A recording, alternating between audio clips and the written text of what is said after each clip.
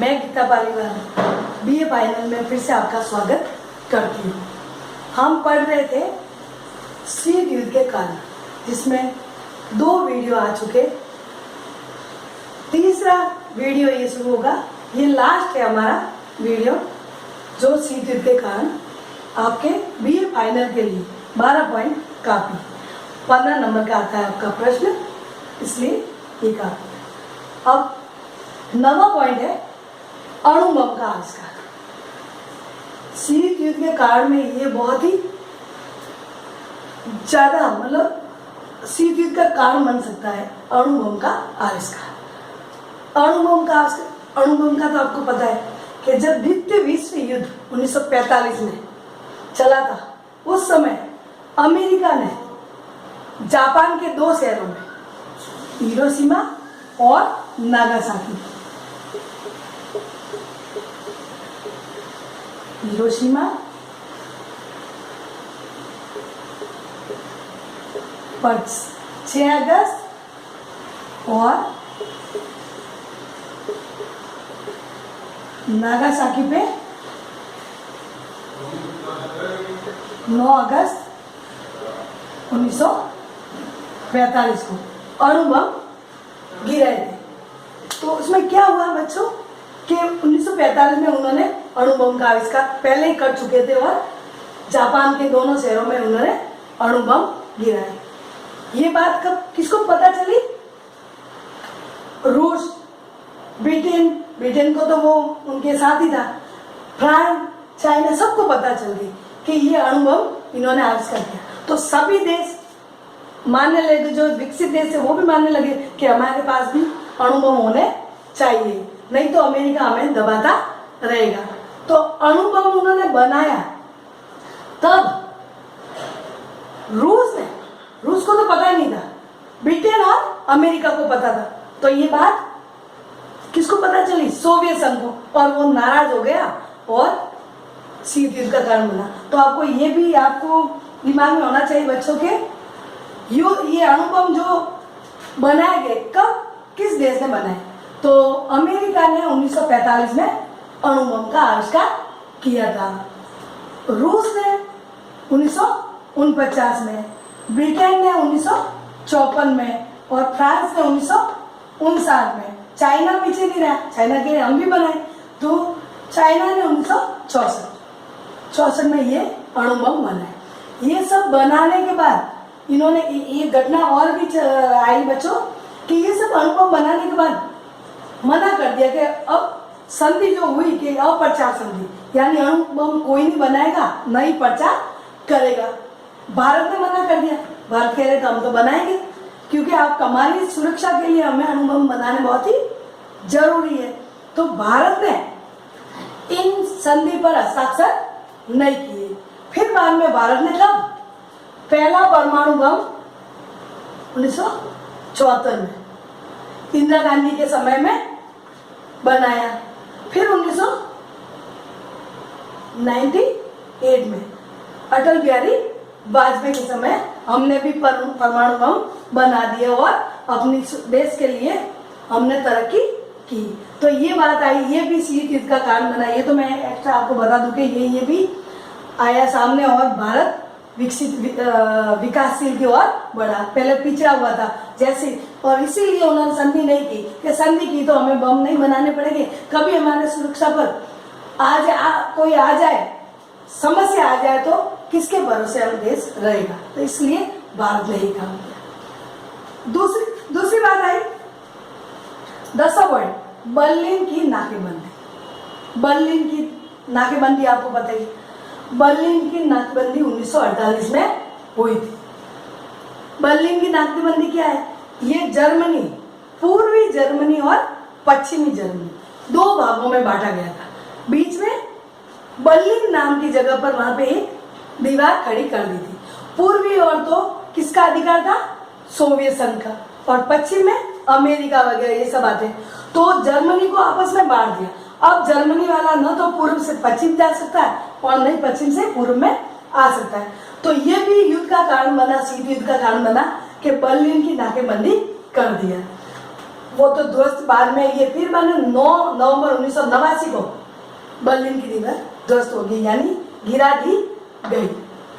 और 1 जुलाई 1990 में जर्मनी का एकीकरण हुआ था। ये शीत युद्ध के बाद की बात है, लेकिन शीत युद्ध का बर्लिन की नाकेबंदी भी एक महत्वपूर्ण पॉइंट बनाती है। इनके कारण ही शीत युद्ध हुआ।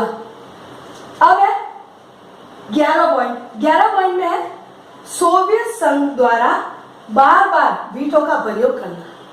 वीटो पहले भी शब्द आया था, तो मैंने आपको कहा था कि बार में वीटो का शाब्दिक अर्थ है मैं मना करता हूं। वीटो क्या है? सुरक्षा परिषद में पहले भी बताया मैंने, 5 सदस्य देश जो स्थायी रूप से होते हैं, 10 है अस्थायी। तो स्थायी सदस्य सुरक्षा परिषद में 1945 में बना था। ये पॉइंट है सोवियत संघ द्वारा वीटो का बार बार प्रयोग करना। अब वीटो क्या है ये पहले समझना पड़ेगा। वीटो का शाब्दिक अर्थ है मैं मना करता हूं। ये वीटो क्यों मना कर रहे थे वीटो के लिए, तो ये पूरा आपको देखना पड़ेगा कि 24 अक्टूबर 1945 को संयुक्त राष्ट्र संघ की स्थापना हुई। उसके अंग 6 थे, उसमें से एक सुरक्षा परिषद है, उसमें अंग 10 तो है अस्थायी, पहले पढ़ चुके आप और मैंने बता दिया था, और 5 है स्थायी। 5 सदस्य यही है जिसने अणुबम का आविष्कार किया। अमेरिका, रूस, ब्रिटेन, फ्रांस और चीन, 5 ये सदस्य। इसमें क्या होता है कि सुरक्षा परिषद में जो दूसरे देशों का कोई भी डिसीजन लेना हो, कोई भी समस्या हल करनी हो, तो 5 ये क्या करते हैं, ये हाँ कहते हैं कि हाँ ये करना जरूरी है। और 5 में से अगर किसी ने मना कर दिया यानी वीटो कर दिया, तो वो बात जिस वीटो वालों की कही या मानी जाती है। तो सोवियत संघ जब भी अमेरिका कोई भी द्वितीय विश्व युद्ध के बाद जब भी अमेरिका दूसरे देशों की कोई सहायता या ये करना या शक्ति किसी को मदद देना ये करे, तो ये 5 देश मिलकर जैसे ही डिसीजन लेते हैं और सोवियत संघ मना कर देता है। सोवियत संघ इसलिए मना कर रहा था कि अमेरिका कहीं पावरफुल नहीं हो जाए और नाटो की शक्ति न बढ़ जाए। नाटो की शक्ति, नाटो और बात आई है नाटो, सेंटो और सीटो, ये अमेरिका के सैनिक संगठन है। और वार्सा पैक्ट, उसको वार्सा संधि नाम से भी पुकारा जाता है, वो है सोवियत संघ के एक सैनिक संगठन। तो नाटो एक बहुत बड़ा संगठन है, सैनिक संगठन कहेंगे आपको अमेरिका, ठीक है। तो इन सैनिक संगठन दोनों ने अलग अलग बनाए हैं कि शीत युद्ध में अगर वास्तविक युद्ध हुआ तो अमेरिका के साइड में रहेगा, तो नाटो और सीटो सेंटो सारे मदद किसकी करेंगे, जिस देश वो उस गुट में शामिल है। और अगर सोवियत संघ वार्सा पैक्ट में चले गए तो सोवियत संघ सारे सामने वाले देश उनकी मदद करेंगे।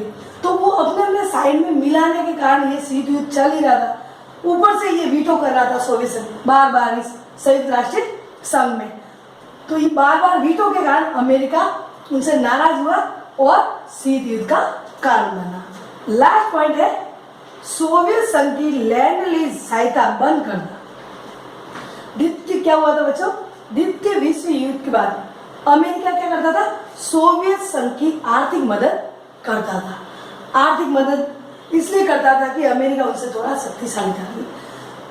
क्या हुआ कि द्वितीय विश्व युद्ध के बाद राष्ट्रपति ट्रूमैन ने क्या किया, अचानक सोवियत संघ को ये सहायता देना बंद कर दिया।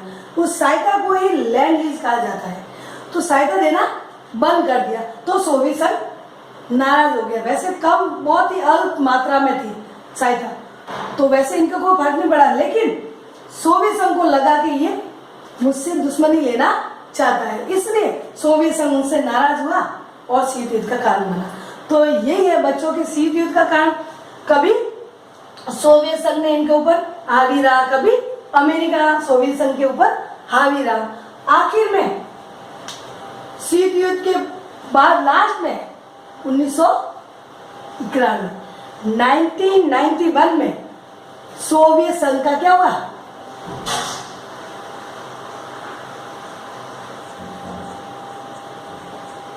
सोवियत संघ का विघटन हुआ 1991 में। और सोवियत संघ के 5 देश किर्गिस्तान, कजाकिस्तान, उज्बेकिस्तान ऐसे करके उनसे अलग हो गए।